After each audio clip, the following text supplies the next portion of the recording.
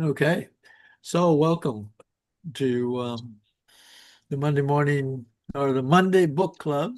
We're continuing Depends on where you are. You could say Monday morning anything. here, actually early Monday afternoon here, evening for others. We're continuing with our exploration of Kafka, and we are on chapter 3 today. So I will begin the reading. Chapter 3, in the empty courtroom, student the offices. During the next week, Kay waited day after day for a new summons. He would not believe that his refusal to be interrogated had been taken literally. And when no appointment was made by Saturday evening, he assumed he was tacitly expected to report himself again at the same address and at the same time. So he betook himself there on Sunday morning, and this time went straight up through the passages and stairways. A few people who remembered him greeted him from their doors, but he no longer needed to inquire of anybody and soon came to the right door. It opened at once to his knock, and without even turning his head to look at the woman who remained standing beside the door, he made straight for the adjoining room. "There's no one sitting today," said the woman. "Why is there no one sitting?" he asked. He couldn't believe it. But the woman convinced him by herself, opening the door of the next room. It was really empty, and its emptiness looked even more sordid than on the previous Sunday. On the table, which stood on the platform as before, several books were lying. Next reader, please. Can I take a look at the books? Kay asked, not out of any specific curiosity, but simply in order not to have made an entirely fruitless journey. "No," said the woman, and shut the door again. "That's not allowed. The books belong to the examining magistrate." "I see," Kay said and nodded. "The books must be law books, and it's characteristic of this judicial system that a man is condemned not only when he's innocent, but also in ignorance of the facts." "Yes, that must be it," said the woman, who had not quite understood him. "In which case, I'll be on my way again," said Kay. "Shall I give the examining magistrate any message?" the woman asked. "Do you know him?" Kay asked. "Of course," said the woman. "My husband's a court usher." Only then did Kay observe that the room, which had recently contained only a washtub, was now a fully furnished living room. The woman noticed his astonishment and said, "Yes, we live here rent-free, but we have to move our furniture out whenever the court is in session. My husband's job has quite a few disadvantages. It's not so much the room that astonishes me," Kay said, and looked at her angrily, "but the fact that you are married. Are you perhaps referring to what happened in the last session, which interrupted your speech?" the woman asked. "Of course," Kay said, "although it's now all over with and practically forgotten. It really infuriated me at the time." "And now you say yourself that you are a married woman." "It wasn't to your disadvantage that your speech was interrupted. People were very unflattering about it afterwards." "That may well be," Kay said, brushing the remark aside, "but that does not excuse you." "I am accused in the eyes of all who know me," said the woman. The woman said, "The man you saw embracing me has been pursuing me for a long time. I may not be attractive to most men, but I am to him. There's no way of protecting myself. Even my husband has come to accept that. If he wants to keep his job, he must put up with it, for that man is a student and will probably become even more powerful. He's always after me and left just before you arrived." "It's like everything else in this place," Kay said. "It doesn't surprise me." Next. "You seem to want to make some improvements here, is that right?" asked the woman slowly, looking at him closely as she spoke. as if she were saying something that was dangerous for her as well as for Kay. I'd already come to that conclusion from your speech, which I personally liked very much. However, I only heard part of it. I missed the beginning, and during the end part, I was lying on the floor with the student. It's so awful here, she said after a pause, taking Kay's hand. Do you think you'll succeed in making any improvements? Kay smiled, turning his hand a bit in her soft hands. Actually, he said, I'm not here to make improvements, as you put it. And if, for example, you said that to the examining magistrate, you'd be laughed at or punished. In fact, I certainly wouldn't have got involved in these things of my own accord, and I would never have lost any sleep over the need to reform the judicial system. But I've been forced to get involved for my own sake, by the fact that I was supposedly arrested. I am, in fact, under arrest. But if I can be of some assistance to you in the process, I'd be very glad, of course, not just out of kindness to a fellow human being, but also because you can help me too. How could I do that? Asked the woman. By showing me the books on the table, for example. Yes, of course, cried the woman, promptly pulling him along behind her. Joan? They were old dog-eared volumes. The cover of one was almost completely split down the middle. The two halves were held together by mere threads. How dirty everything is here, said Kay, shaking his head, and the woman had to wipe away the worst of the dust with her apron before Kay would put out his hand to touch the books. He opened the first of them and found an indecent picture. A man and a woman were sitting naked on a sofa. The obscene intention of the draughtsman was evident enough, yet his skill was so small that nothing emerged from the picture save the all too solid figures of a man and a woman sitting rigidly upright, and because of the bad perspective, apparently finding the utmost difficulty even turning toward each other. Kay did not look at any of the other pages, but merely glanced at the title page of the second book. It was a novel entitled How Greet Was Plagued by Her Husband Hans. These are the law books that are studied here, said Kay. These are the men who are supposed to sit in judgment on me. I'll help you, said the woman. Would you like me to? Could you really do that without getting yourself in trouble? You told me a moment ago that your husband is quite at the mercy of the higher officials. I want to help you all the same, said the woman. Come, let us talk it over. Don't bother about the danger to me. I only fear danger when I want to fear it. Come. Next, please.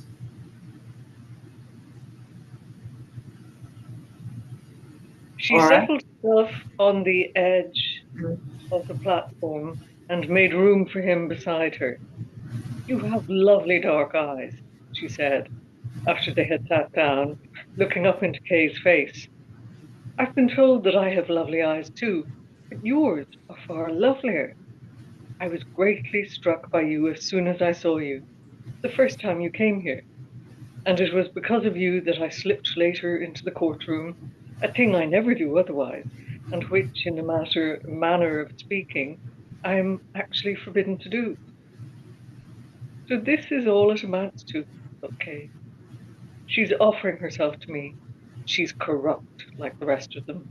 She's tired of the officials here, which is understandable enough, and accosts any stranger who takes her fancy with compliments about his eyes.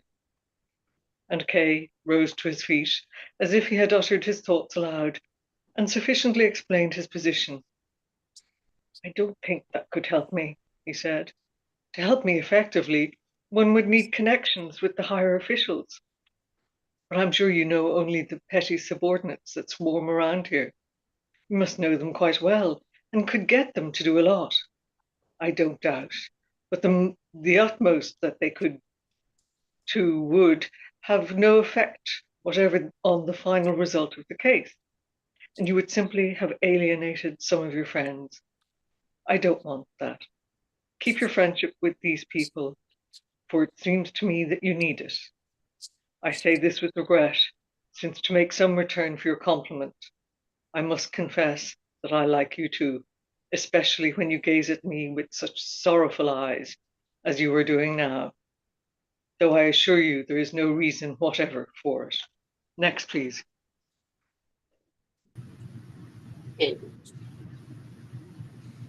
Am I right? I hear just slightly lost. You belong to the organization I have to fight against, and you were quite comfortable with it.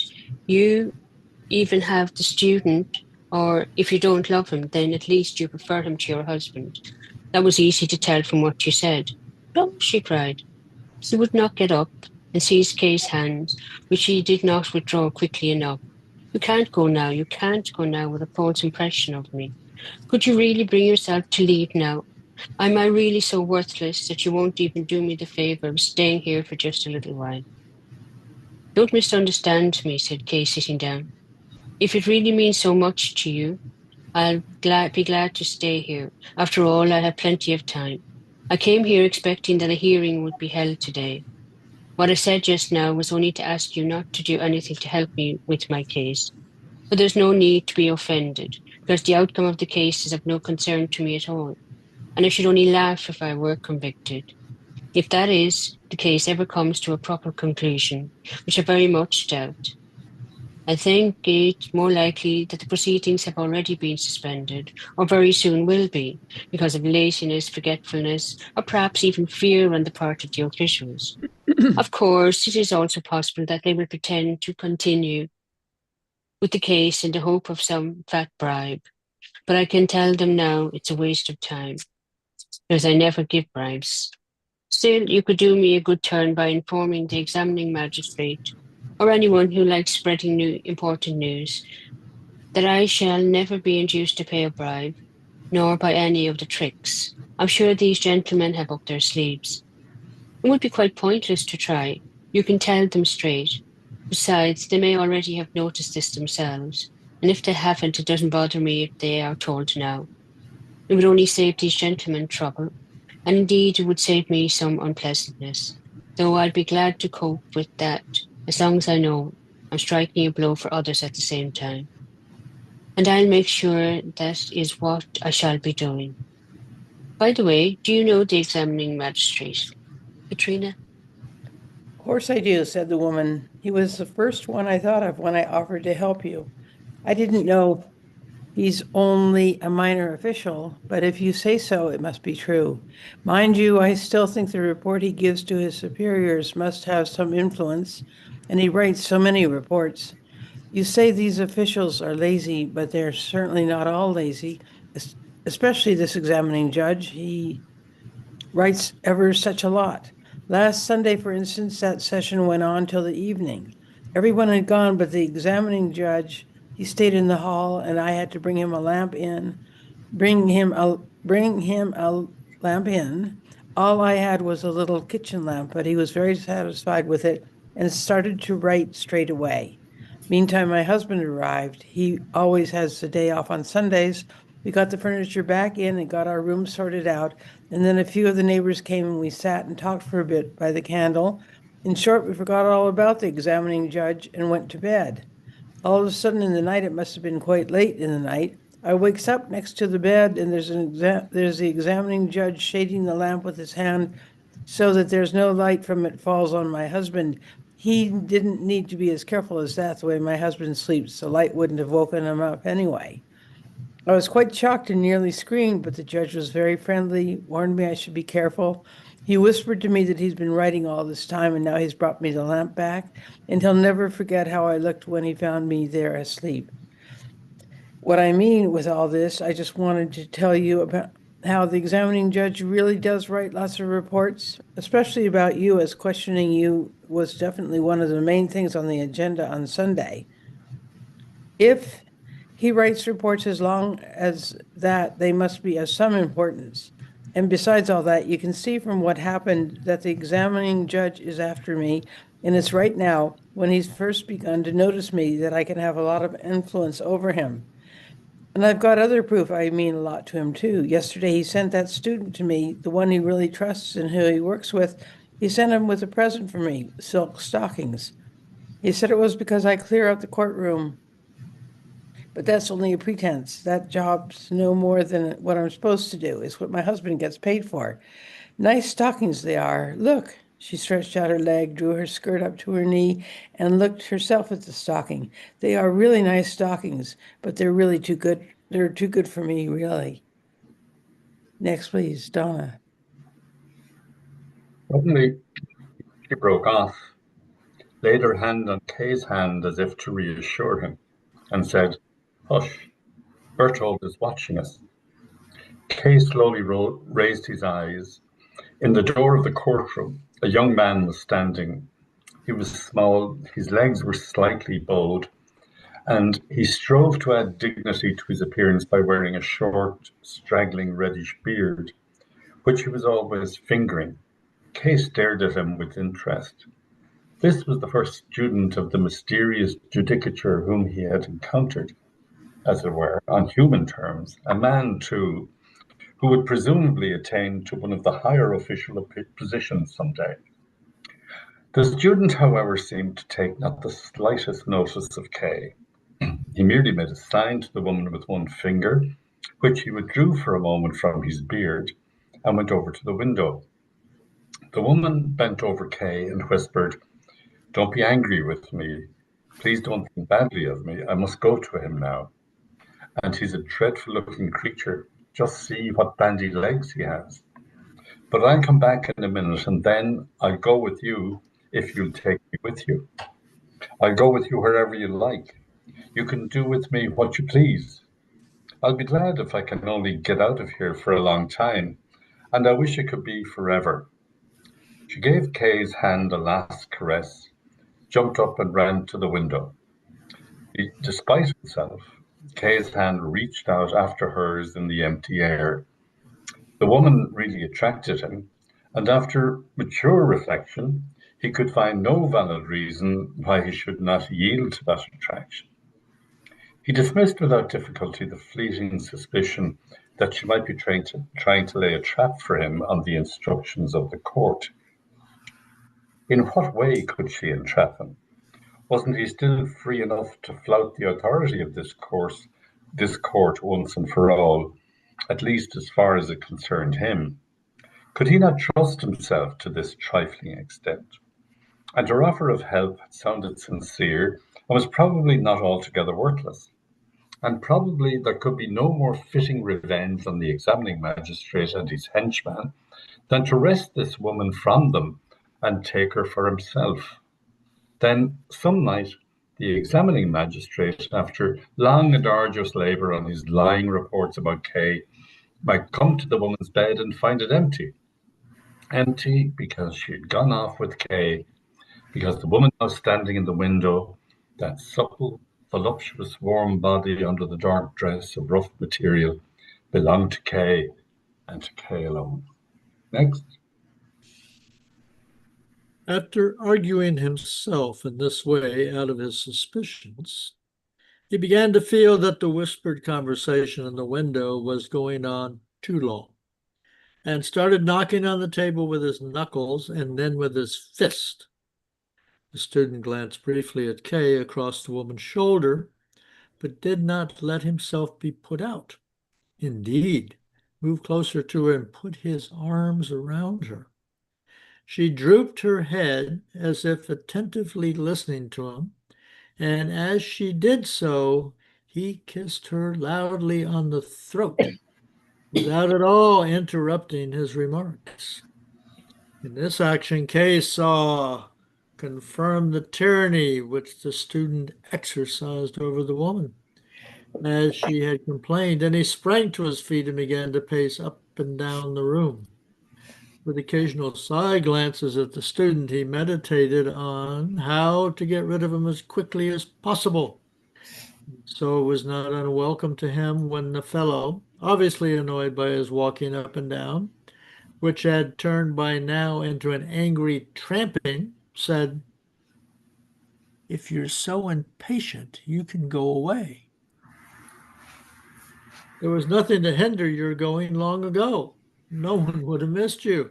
In fact, it was your duty to go away. And as soon as I came in, too, and as fast as your legs would carry you." There was intense rage in these words, but there was also the insolence of a future official of the court addressing the displeasing prisoner. Kay stepped up quite close to the student and said with a smile, "I am impatient, that is true. But the easiest way to relieve my impatience would be for you to leave us. Yet if by any chance you have come here to study, I hear that you're a student, I'll gladly vacate the room and go away with the woman. I fancy you're a long way to go yet in your studies before you can become a judge. I admit I'm not very well versed in the niceties of your legal training, but I assume that doesn't consist exclusively in learning to make rude remarks, at which you seem to have attained a shameless proficiency." Next reader, please. He shouldn't have been allowed to move around so freely as this, the student said, as if trying to give the woman some explanation for Kay's insulting remarks. It was a mistake. I said as much to the examining magistrate. He should at least have been confined to his room between interrogations. The examining magistrate is sometimes hard to understand. "You're wasting your breath," Kay said, and stretched out his hand towards the woman. "Come, aha," said the student. No, you're not going to have her." And with a strength one would not have thought him capable of, he lifted her up with one arm and ran stooping to the door, gazing tenderly up at her. In doing this, he betrayed a certain fear of Kay, yet he dared to provoke Kay even further by stroking and pressing the woman's arm with his free hand. Kay ran along beside him for a few paces, ready to grab and, if necessary, throttle him. But the woman said, "It's no use. The examining magistrate has sent for me. I can't go with you." "This little monster," she said, running her hand over the student's face. "This little monster won't let go of me." "And you don't want to be rescued," Kay yelled, placing his hand on the shoulder of the student, who snapped at it with his teeth. "No," the woman shouted, fending Kay off with both hands. No, anything but that. What can you be thinking of? That would be the end of me. Let go of him. Oh, please let go of him. He's only following the examining magistrate's orders and carrying me to him.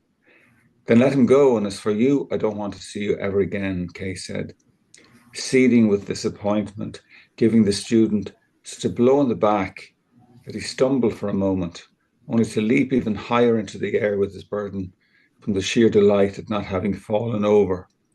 Kay followed him slowly. He could see that this was the first indisputable defeat he had suffered at the hands of these people. There was, of course, no reason for the anxiety. He had been defeated only because he had sought to do battle. If he were to stay at home and lead his usual life, he would be infinitely superior to any of these people and could kick any one of them out of his way. And he pictured to himself the most ridiculous of scenes, imagining what would happen if the miserable student, this puffed up child, this bandy-legged beardo, were to kneel at Elsa's bedside and beg him for mercy with hands clasped in prayer. This idea pleased Kay so much that he decided, if ever the opportunity should arise, to take the student along to visit Elsa one day. Joe? Out of curiosity, Kay hurried to the door. He wanted to see where the woman had been taken. The student surely wouldn't carry her to the streets on his arm. Turned out that the route was much shorter. Just opposite the apartment was a narrow wooden staircase, which probably led to the attic. It twisted round so it wasn't possible to see the end of it. The student was carrying the woman up these stairs very slowly and groaning all the while, as he'd been weakened by all the running he had done. The woman waved down to Kay and tried to show him by shrugging her shoulders that she was an innocent party to the kidnapping, though there wasn't much regret in her movements. Kay looked at her blankly, as if she were a stranger. He didn't want to show either that he was disappointed or that he could easily overcome the disappointment. Joan. The two had already vanished, yet Kay stood in the doorway. He was forced to the conclusion that the woman not only had betrayed him, but had also lied in saying that she was being carried to the examining magistrate. The examining magistrate surely could not be sitting waiting in a garret. The little wooden stairway did not reveal anything, no matter how long one regarded it. But Kay noticed a small card pinned up beside it, and crossing over, he read in childish, unpracticed handwriting, "Law Court Offices upstairs." So the law court offices were up in the attic of this tenement. That was not an arrangement likely to inspire much respect, and for an accused man, it was reassuring to reckon how little money this court could have at its disposal when it housed its offices in a part of the building where the tenants, who themselves belonged to the poorest of the poor, flung their useless lumber. Though, of course, the possibility was not to be ignored that the money was abundant enough, but that the officials pocketed it before it could be used for the purposes of justice. The judge, from Kay's experience hitherto, that was indeed extremely probable, and yet if it were so, such disreputable practices, while certainly humiliating to an accused man, suggested more hope for him than a merely pamperized condition of the law courts. Now Kay could understand, too, why in the beginning they had been ashamed to summon him into their attics, and had chosen instead to molest him in his lodgings, and how well off Kay was compared with the magistrate, who had to sit in a garret, while Kay had a large room in the bank with a waiting room attached to it, and could watch the busy life of the city through his enormous plate glass window. True, he drew no secondary income from bribes or peculation, and could not order his attendant to pick up a woman and carry her to his room. But Kay was perfectly willing to renounce these advantages, at least in this life. Orla?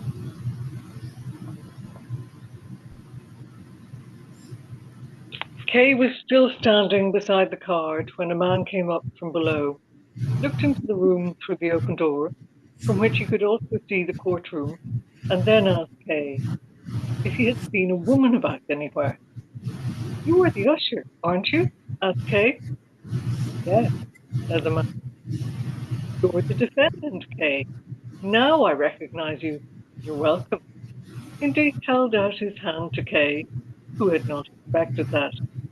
"But no sitting was announced for today," the usher went on.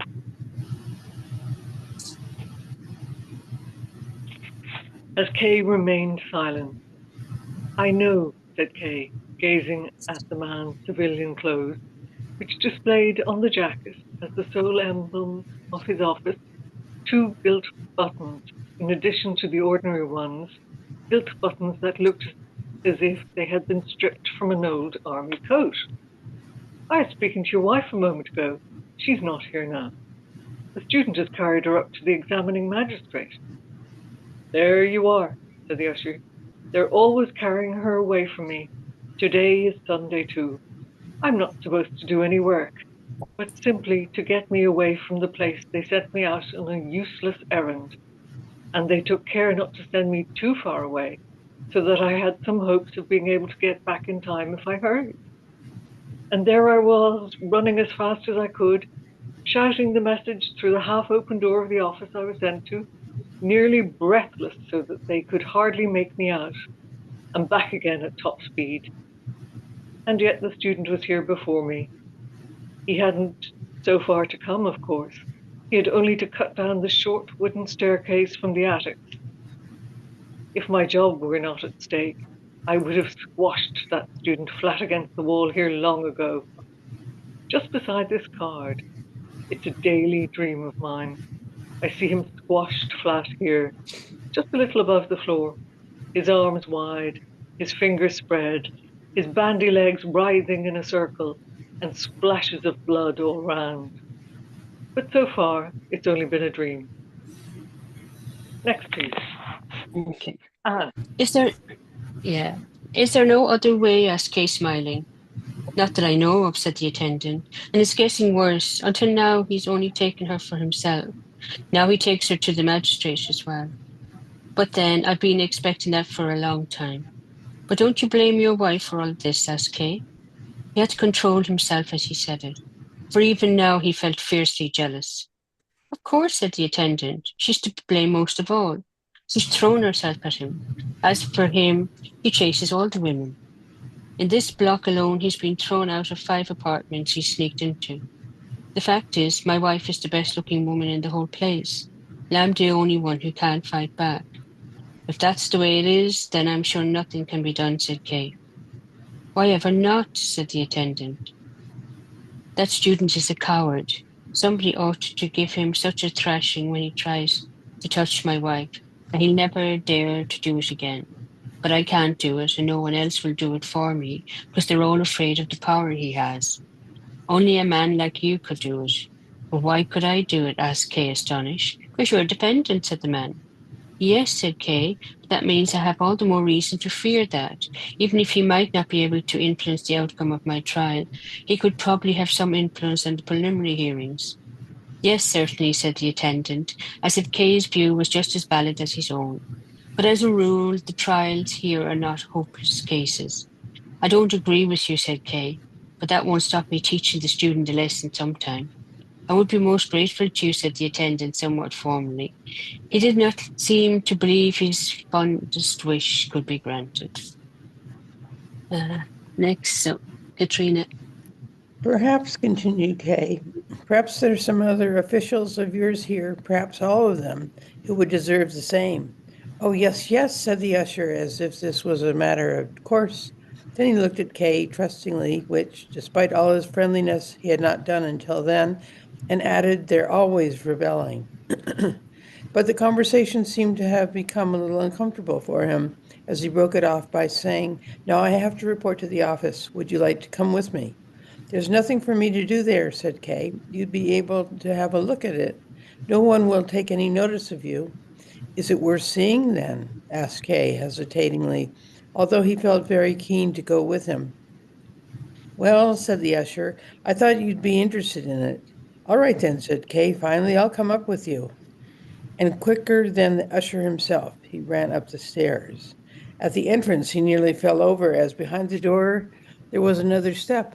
They don't show much concern for the public, he said. They don't show much concern, any concern at all, said the usher. Just look at the waiting room here. It consisted of a long corridor from which roughly made doors led out to separate departments of the attic. There was no direct source of light, but it was not entirely dark, as many of the departments, instead of solid walls, had just wooden bars reaching up to the ceiling to separate them from the corridor. The light made its way in through them, and it was also possible to see the individual officials through them as they sat writing at their desks, or stood up at the wooden frameworks and watched the people on the corridor through gaps. There were only a few people in the corridor, probably because it was Sunday. They were not very impressive. They sat equally spaced on 2 rows of long wooden benches which had been placed along both sides of the corridor. All of them were carelessly dressed, although the expressions on their face, their bearing, the style of their beards, and many details which were hard to identify showed that they belonged to the upper class. Donna. There was no hat trick in the passage. They had placed their hats upon the benches. in this probably following each other's example. When those who were sitting nearest the door caught sight of Kay and the law court attendant, they rose in acknowledgement, followed in turn by their neighbours, who also seemed to think it necessary to rise, so that everyone stood as the two men passed. They did not stand quite erect. Their backs remained bowed, their knees bent. They stood like street beggars. Kay waited for the law court attendant, who kept slightly behind them, and said, "How humble they must be." "Yes," said the law court attendant, "these are the accused men. All of them are accused of guilt." "Indeed," said Kay. "Then they're colleagues of mine." And he turned to the nearest, a tall, slender, almost grey-haired man. "What are you waiting here for?" asked Kay courteously. This unexpected question confused the man, which was the more deeply embarrassing, as he was obviously a man of the world who would have known how to comport himself anywhere else, and would not likely have renounced his natural superiority. Yet in this place he did not know even how to reply to a simple question, and gazed at the other clients as if it were their duty to help him, as if no one could expect him to answer should help not be forthcoming. Then the law court attendant stepped up instead and said, to reassure the man and encourage him, "This gentleman merely asked what you were waiting for. Come, give him an answer." The familiar voice of the law court attendant had its effect. "I'm waiting," the man started to say, but could get out no more. He had previously begun by intending to make an exact reply to the question, but did not know how to go on. Some of the other clients had drifted up and now clustered around, and the law court attendant said to them, "Off with you, keep the passage clear." They drew back a little, but not to their former places. Meanwhile, the man had collected himself and actually replied with a faint smile. "A month ago, I handed in several affidavits concerning my case, and I am awaiting the result."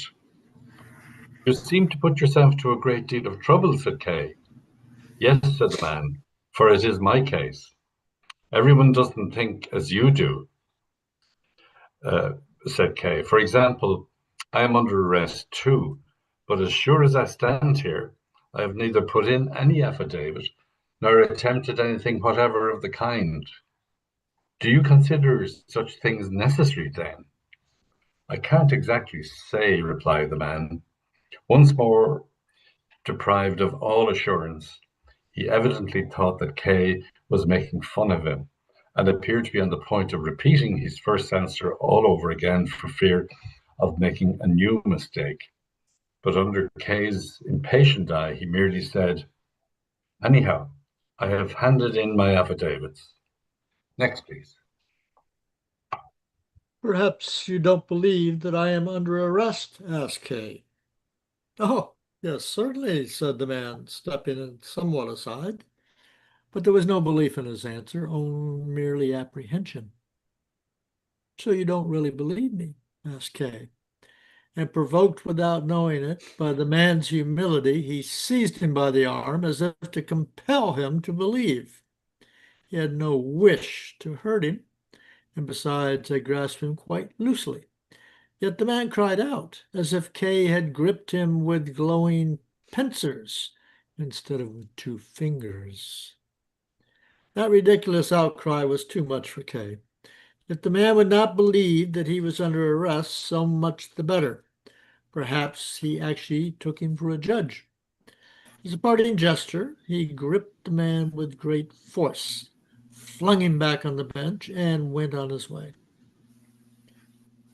"Most of these accused men are so sensitive," said the usher. Behind him, almost all the clients were now gathered round the man, whose cries had already ceased, and said they seemed to be eagerly asking him about the incident. A guard came up to Kay. He was mainly recognizable by his sword, whose sheath, at least to judge from its color, was of aluminum. Kay gaped at it and actually put out his hand to feel it. The guard, who had come to inquire into the commotion, asked what had happened. Usher tried to put him off with a few words, but the guard declared that he must look into the matter himself, saluted, and strutted off with hasty but very short steps, probably resulting from gout. Next. Kay soon ceased worrying about him and the people in the corridor, especially as about halfway along the corridor, he saw that it was possible to turn right to an opening with no door. He asked the usher whether this was the right way. The usher nodded, and Kay turned in there. It annoyed him that he had always had to walk a pace or two ahead of the court usher. It might seem, at least in this place, that he was being escorted away as a prisoner. He therefore made frequent stops to wait for the usher, who, however, would always fall immediately be back again. Finally, to put an end to this discomfort, Kay said, "Now that I've seen what it looks like here, I'll be on my way." "You haven't seen everything yet," said the court usher with the utmost innocence. "I don't want to see everything," said Kay, who was now feeling really tired. "I want to go. Where's the way out?" "Surely you haven't got lost already?" the usher asked in astonishment. "You go along here till you reach the corner, then turn right down the corridor until you reach the door." "Come with me," Kay said. "Show me the way. I'll miss it. There are so many ways here." "There's only the one way," the usher said, reproachfully now. "I can't go back with you. I have to deliver my report, and I've already wasted a lot of time because of you." "Come with me," Kay repeated more sharply, as if he had caught the usher lying. "Don't shout like that," the court usher whispered. "There are officers everywhere here. If you don't want to go back alone, come a little way with me, or wait here until I've delivered my report. Then I'll be glad to go back with you." "No, no," Kay said. "I shall not wait, and you must come with me now." Kay had not yet looked round the place where he was standing. It was only when one of the numerous doors that surrounded him on all sides opened that he took a good look. A girl, no doubt drawn to the spot by Kay's loud voice, came in and asked, "What do you want, sir?" Behind her in the distance, a man could be seen approaching through the gloom. Kay looked at the court usher. Although he had said that no one would bother about Kay, two people had now appeared. It would not be long before the officials would become aware of him and demand an explanation for his presence. Joe? The only understandable and acceptable one was that he was on trial and wanted to find out the date of his next interrogation.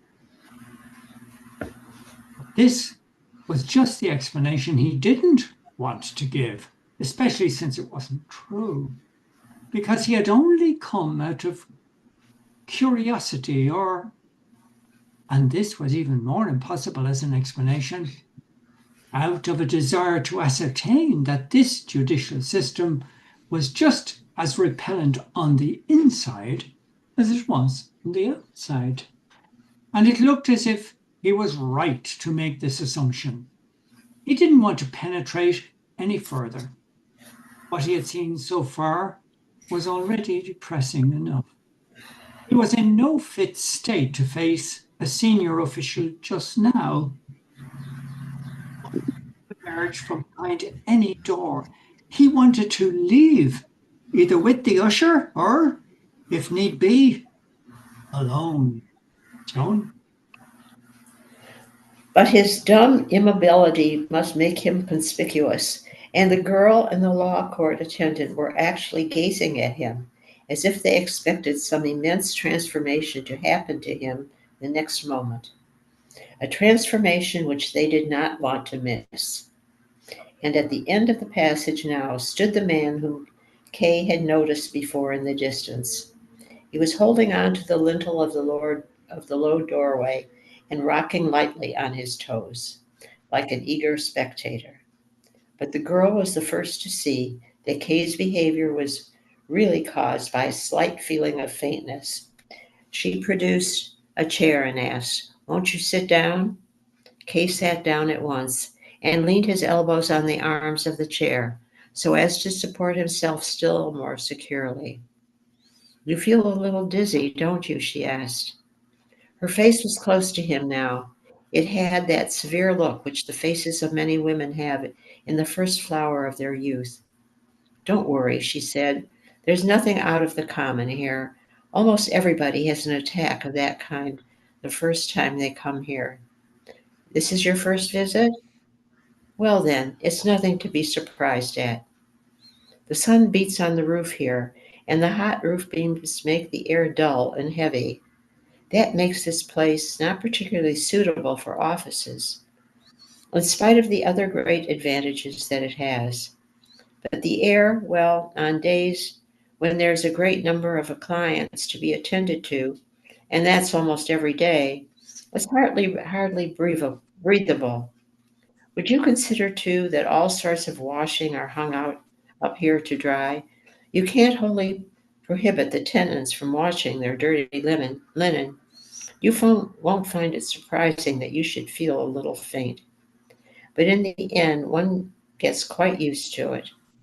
By the time you've come twice or thrice, you'll hardly notice how oppressive it is here. Do you feel better now?" Kay did not answer. He realized too painfully the shame of being delivered into the hands of these people by his sudden weakness. Besides, even now that he knew the cause of his faintness, it did not get any better, but grew somewhat worse instead. Next, please. Joe.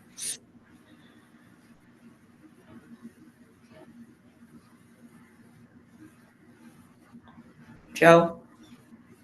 It's me, Joan. Hmm.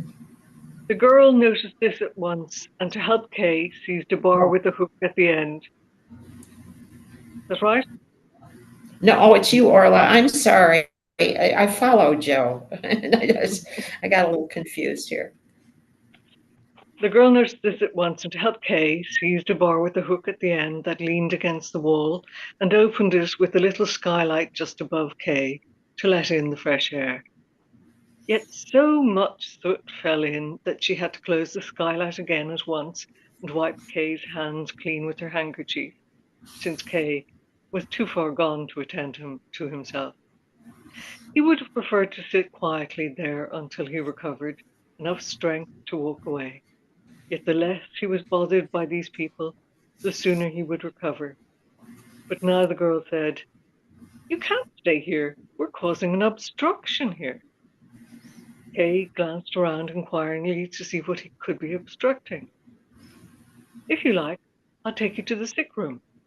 Please give me a hand," she said to the man standing in the door, who at once came over. But Kay had no wish to go to the sick room. He particularly wanted to avoid being taken any farther.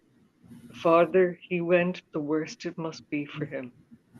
"I'm quite able to go away now," he said, and got up from his comfortable seat, which had relaxed him so that he trembled as he stood. But he could not hold himself upright. "I can't manage it after all," he said, shaking his head, and with a sigh sat down again. He thought of the usher, who could easily get him out of the place in spite of his weakness, but he seemed to have vanished long ago. Kay peered between the girl and the man standing before him, but could see no sign of the usher. Next, please, Anne. Okay. Here we go. Kay looked between the young woman and the man who was standing in front of him, but he could not see the attendant. "I believe," said the man, who was smartly dressed with a particularly striking grey waistcoat, but ended in two sharp points, "that this gentleman's faintness is due to the atmosphere in here, so it would be best not to take him to the sick room, but to get him out of the chambers altogether. I'm sure that's what he would prefer." "That's it," cried Kay, almost interrupting the man in his delight. "I shall feel better at once. And I'm not so weak at all. Just some support under my arms is all I need. I won't give you much trouble. It's not very far. Just take me to the door. Then I'll sit on the step for a while and soon get over it. I don't usually have these attacks. Take me by surprise. I'm an official too, you see. I'm used to an office atmosphere, but here it just seems too much for me, as you say. So if you would be so kind as to give me some help, because I feel dizzy and sick if I stand up by myself." and he raised his shoulders so that the two of them could take him under the arms. But the man did not do as he was asked. He calmly kept his hand in his pockets and laughed out loud. You see, he said to the young woman, I was right. It's only in here the gentleman feels unwell, not elsewhere. The woman smiled too, but struck the man lightly on the arm with her fingertips, as if he had gone too far in his amusement at Kay's expense. What is that supposed to mean? Said the man, still laughing. I really am going to show the gentleman the way out. Very well, then, said the woman, nodding her dainty head briefly. Don't take his laughter too seriously, she said to Kay, who was gazing dejectedly into space and did not appear to need an explanation. This gentleman, may I introduce you? The man made a gesture of assent. This gentleman is the information officer. He gives our waiting clients all the information they need, and since the public knows very little about our legal organisation, a great deal of information is asked for. He can answer any question. If you wish, you can try him out. That is not his only quality. The other is his elegant clothing. We, that in the official, decide that the information officer, who's always dealing with clients and is the first person they meet, should be smartly dressed in order to make a good first impression. I'm afraid the rest of us, as you can see from me, are very badly dressed in old-fashioned clothes. There's not so much point in spending anything on our clothes because we are nearly always in chambers. In fact, we even sleep here. But as I say, we thought the information officer really ought to be well dressed. But we couldn't get any smarter clothes out of our administration. They are rather odd in that respect. So we made a collection, even the clients contributed to it, and bought him this good suit, and other things as well. So we did everything to make a good impression, but then he spoils it by laughing, which alarms people. Katrina. That's how it is, said the man, mocking her, but I don't understand why it is that you're explaining all our intimate facts to the gentleman, or rather why it is that you're pressing them on him, as I'm sure he's not at all interested.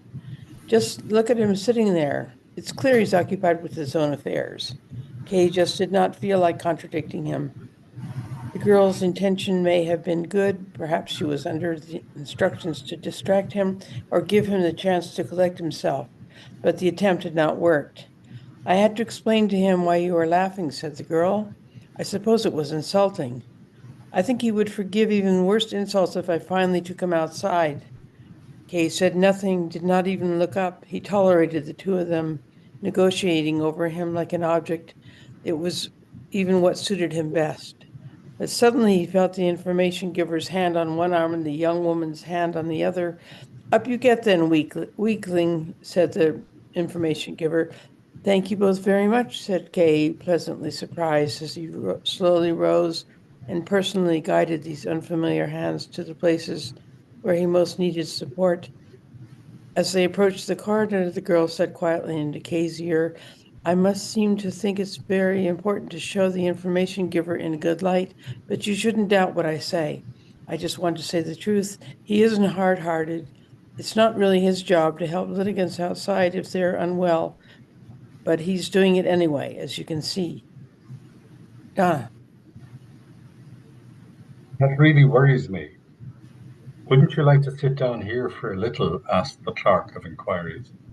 They were out in the main lobby now and just opposite the client to whom Kay had first spoken. Kay felt almost ashamed before the man. He had stood so erect before him the first time. Now it took a couple of people to hold him up. The clerk of inquiries was balancing his hat on the tips of his fingers. His hair was in disorder and hung down over his sweat-drenched forehead. But the client seemed to see nothing of all this. He stood up humbly before the clerk of inquiries, who stared through him, and merely sought to excuse his presence. I know, he said, that the decision of my affidavits cannot be expected today. But I came all the same. I thought I might as well wait. It is Sunday. I have lots of time, and here I disturb nobody. Don't need to be so apologetic, replied the clerk of inquiries. Your solitude is entirely to be commended. You're taking up extra room here, I admit. But so long as you don't inconvenience me, I shan't hinder you at all from following the progress of your case as closely as you please. When one sees so many people who scandalously neglect their duty, one learns to have patience with men like you. You may sit down. How well he knows how to talk to clients, whispered the girl. Kay nodded, but immediately gave a violent start when the clerk of inquiries asked again. Wouldn't you like to sit down here? No, said Kay. I don't want to rest. He said this with the utmost possible decision, though in reality he would have been very glad to sit down. He felt as if he were seasick. He felt he was on a ship rolling in heavy seas. It was as if the waters were dashing against the wooden walls, as if the roaring of breaking waves came from the end of the passage, as if the passage itself pitched and rolled, and the waiting clients on either side rose and fell with it. All the more incomprehensible, therefore, was the composure of the girl and the man who was escorting him. He was delivered into their hands. If they let him go, he must fall like a block of wood. They kept glancing around with their sharp little eyes. Kay was aware of their regular advance without himself taking part in it, for he was now being almost carried from step to step. Next, please. At last, he noticed that they were talking to him, but he couldn't make out what they were saying. He heard nothing but the din that filled the whole place, though which a shrill, unchanged note like that of a siren seemed to ring. Louder, he whispered with bowed head, and he was ashamed, for he knew that they were speaking loudly enough, though he could not make out what they said. Then, as if the wall in front of him had been split in two, a current of fresh air was at last wafted towards him, and he heard a voice near him saying, First he wants to go, then you tell him 100 times that the door is in front of him, and he makes no move to go. Kay saw that he was standing before the outside door, which the girl had opened. It was as if all his energies returned at one bound. To get a foretaste of freedom, he set his feet at once on the step of the staircase, and from there said goodbye to his conductors, who bent their heads down to hear him. Many thanks, he said several times, then shook hands with them again and again, and only left off when he thought he saw that they, accustomed as they were to office air, felt ill in the relatively fresh air that came up the stairway. Next. They were hardly capable of replying, and the girl would perhaps have fallen if Kay had not shut the door with the utmost speed. Kay then stood still for a moment, smoothed his hair into place with the aid of a pocket mirror, picked up his hat, which was lying on the landing below. The information officer must have tossed it there, then ran down the stairs with such long and energetic leaps that he was almost frightened by the sudden transformation. His usually sound constitution had never provided him with such surprises before. Could it be that his body was going to rebel and offer him a new trial, now that he had endured the old one so effortlessly? He did not entirely rule out the idea of going to consult a doctor at the first opportunity, but at any rate, and here he was able to counsel himself, he now decided to make better use of all his future Sunday mornings. Yeah. Good. Congratulations. Yeah. Oh dear, oh dear. Oh dear, yes. Oh dear, reminds me of Alice in Wonderland again. Yes. Yeah. Yeah. It's hard to find any experience in your own life that you can No. say, well, that's like the time when I was lazy.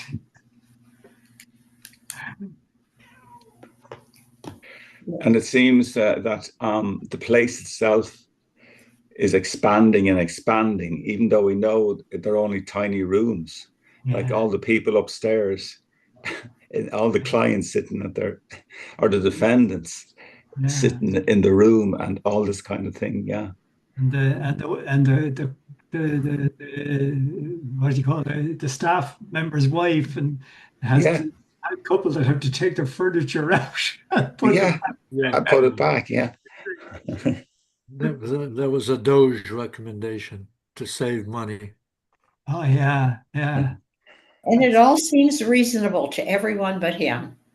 Yeah. And even he doesn't see it as being so totally unreasonable. Yeah, He yeah, has his moments where he Mm. sees things that seem familiar to him, and he Yeah. kind of corrects himself a little bit, and then some other weird thing happens yeah. that knocks him off. He's applying logic to the situation. You know, he's saying, "Oh, they're probably this, they probably that," and Mm. their behavior is incomprehensible. Yeah. The nearest thing I can remember, one stage in my career, I worked on insolvency as an accountant, and sometimes in a court liquidation, you become an officer of the court, and you would find yourself in court and asking guys, "Where's this? Where's that? What's this? What's that?" Because you were a lawyer. And I remember once I had a traffic offence. I got caught in a speed trap in the town of Longford. People who's from Longford will know the hill outside. Well, you come off the road and you don't notice that the speed halves as you go under a bridge. And I was in a speed trap. That meant I had to appear in court. So it was very strange. And my boss said, I'll just take the fine. I won't even go. I'm not driving down Longford. And he said, no, that you've got to go down there and show respect for the court. So I went down there, and like the place was packed with local people who were getting off the charge. And then anyone from Dublin who was passing through was being fined large sums of money. And the local newspapers recognized me, and all the nobody showed up, and suddenly a Dubliner showed up, and the man reading the charges got nervous, as he thought he was faced by some legal smart arse, who, and this was going to get in the papers, and all the newspapers have their reporters or cameras, and all I was doing there was to plead guilty. Judge wouldn't let me go that easy. He began to ask me questions. And I was thinking, how's this going to look in the local rag when they publish it as a headline? It's the nearest thing I could remember it was totally ridiculous. But I had to take very, very seriously. Something like that. But this is bananas. This is for the birds. Like everyone is in Alice in Wonderland. Alice in Wonderland is the best description you could give. Well, there's a somewhat frightening about it because you don't seem to have any control over anything in this. Like he doesn't, I should say. Doesn't have any real control. The fact that they finally took him downstairs to the lobby. Something that you were wondering if would ever happen. Yeah. And I can understand the air. It's an attic. And the air can be very unpleasant in an attic. And he's getting gradually fainter and fainter. Yeah. So, you can sort of see it. But it's the way they all have distinct jobs. He's the information officer, and he's inclined to laugh at people. And we don't know who the girl is, but he's kind of putting up with the information officer and I'm speaking against him quietly. And then, of course, what's the officer's name? Whose wife? We thought was she the laundry woman in the chapter, You know, like his wife is going here and there with different fellas, afraid to say no, and he's afraid you know, he's just afraid to do anything about it. He's putting up with it, and it's quite mad. Well, it really caught him. I mean, that first of all, he went there expecting to do something regarding his case. Yeah, So that didn't happen. And then this woman throws herself at him. And he responds very actively. yeah, And you know, and he gets in, you know, he's anticipating having intimate relations with this woman, yeah, which is totally different than what he came to that place for. And then the student shows up. And I thought the description of his emotions when the student shows up and he gets into this almost male competition thing with the student over this woman. yeah. And the student bears a sort of resemblance to the Hunchback of Notre Dame. You know, he doesn't look like a student at all. It's and she said, "Take me out of here." You know, I go anywhere with the person she's exchanged 3 or 4 sentences with. You know, Right. it's quite wacky. But I think in each instance, once again, I want to make a point that I made last time, that when you're in a new situation like that, when you are basically the stranger, Yeah, you have no experience in it, and everybody else that's there, or almost everybody else that's there, this is where they behave. This is their milieu. yeah, And so it's all settled and cut and dried from their point of view. yeah, And I would say one of the things I always find fascinating about any kind of bureaucrat is that, with some notable exceptions, the person in the bureaucracy is very familiar with everything. yeah, And they know all the little rules, and as an accounting, an accountant knows all the little thingies, which a naive person has no idea what's going on. yeah, yeah. So they can't understand why this stranger doesn't understand. Yeah, yeah, And the yeah, stranger doesn't understand why these people are not being sympathetic in the way he needs them to be sympathetic, and yeah, to sit down and explain to him, or help him find his way through this labyrinth. yeah, yeah. Yeah, the usher saying it's kind of not my job to bring people back out. I have to go and do my report. Yeah. You know, he's brought him in.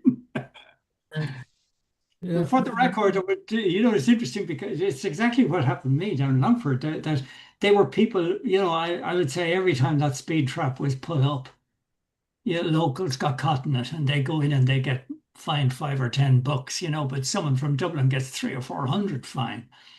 And the judge cross-examined me quite length and wanted to know, had you come down specially for this? And I said, yes, I did. I came down to answer the charge. And the answer is guilty.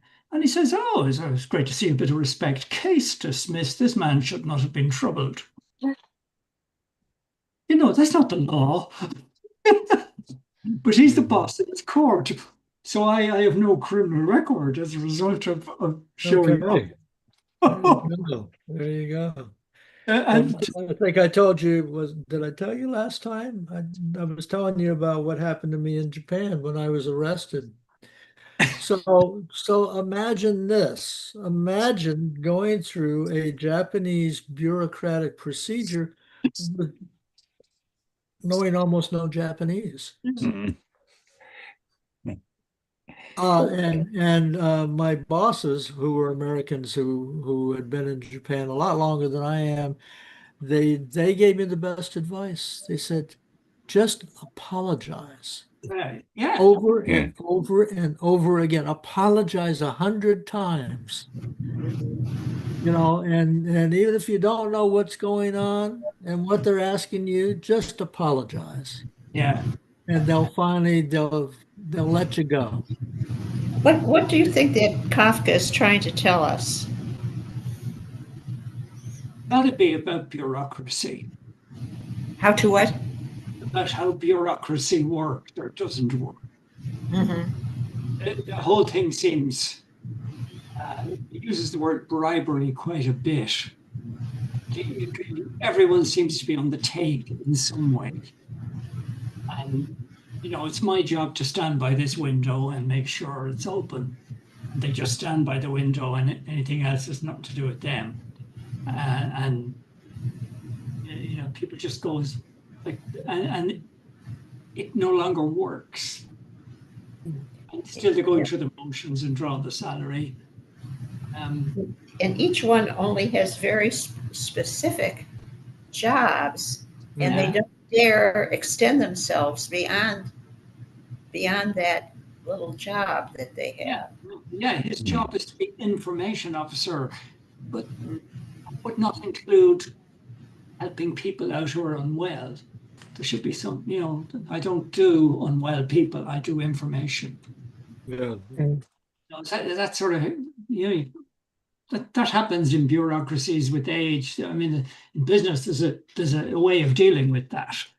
And it doesn't involve giving some jumped up billionaire access to everybody's name and address that's continent.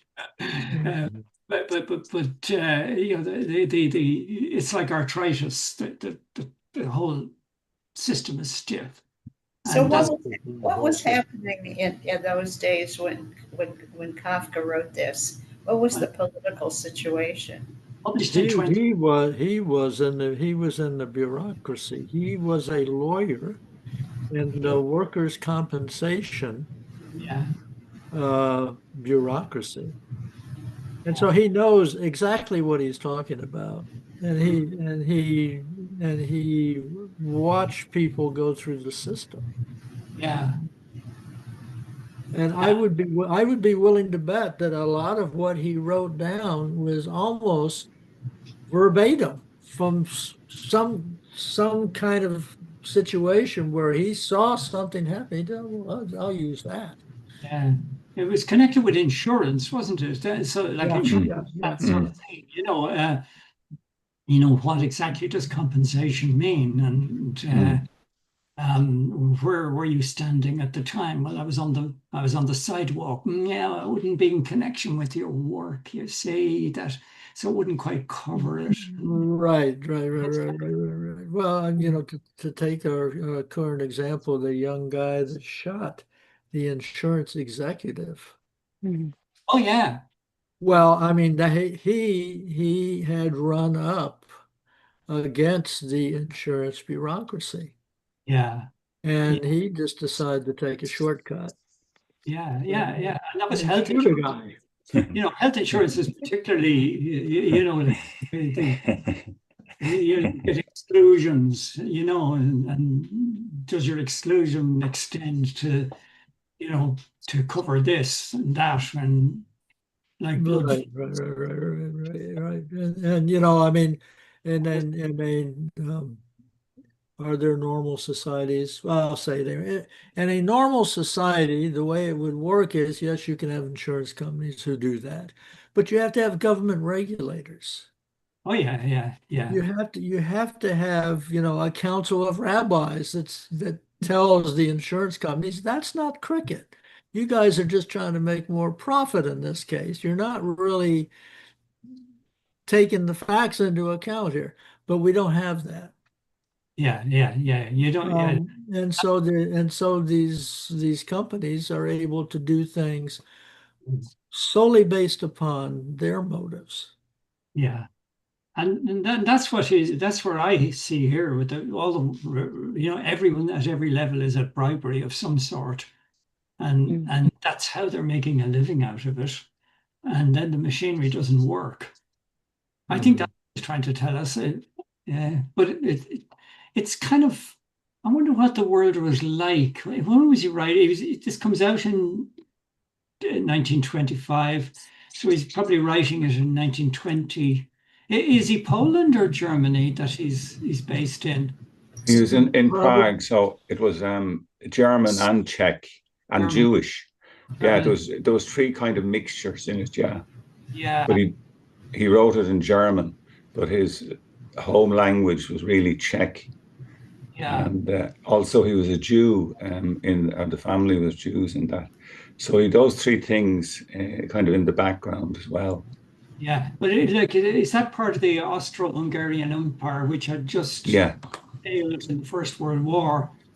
So it's got a long-established law system going back, let's say, 80 years of regular and hundreds before that is now ceasing to function.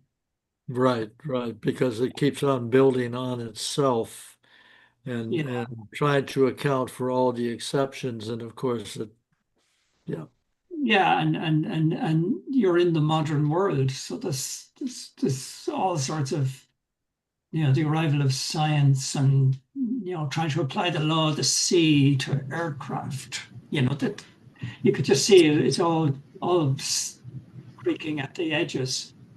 But essentially the society was collapsing, and so I just sorry, Joe. Yeah, I'm just seeing here. He finished it. He began it in 1914, and he finished it in. Well, it's not finished actually, the novel, but anyway, he finished writing in 1915. So, so I don't think it was published until after he died. I have a feeling. Yeah, 53 in my book. It says 53. Was it? Yeah, yeah. 53. That's what it says in my book. I don't. I think that's probably the English publishing thing. Probably, yeah. No, the 100th anniversary. That's why we're reading it. Oh, I'm sorry, 1937. 1937. Okay, and that's I think long after he died, actually. 1920. First got published. I thought it was around 1925. Yeah. But I'm not sure. That's the big celebration, is the 100th anniversary. Yeah. Written in 1914. And would Joyce have read it if it was published in 1937? Because that sense of the absurd in Finnegan's Wake. Would he have read it, do you think? Could he have read it in German? He could have, yeah. He certainly could have. 10 good years to read it, if that was the case. Yeah. Okay. When was the trial first published? It's 1925. 100 years ago this year. Published in 1925, the trial has elements that are blah, blah, blah, blah, blah. So there it is. This is in the introduction to my edition, published in 1920, but not in English.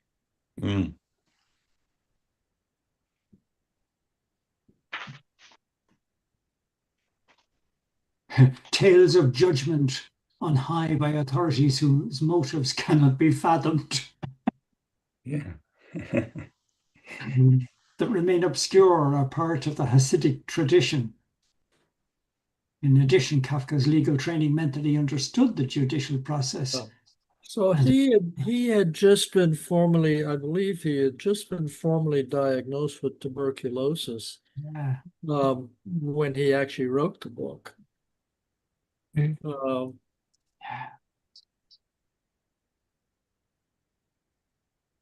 And you need antibiotics for that, and there weren't antibiotics until the 40s.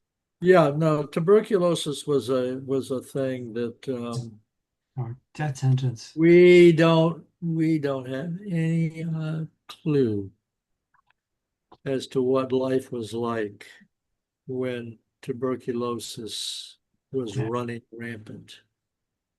And Lots of fresh air. You remember the tuberculosis wards, the tuberculosis, You'd be in hospital for 6 months. yeah, out in the open air, and all weathers in Ireland, you know.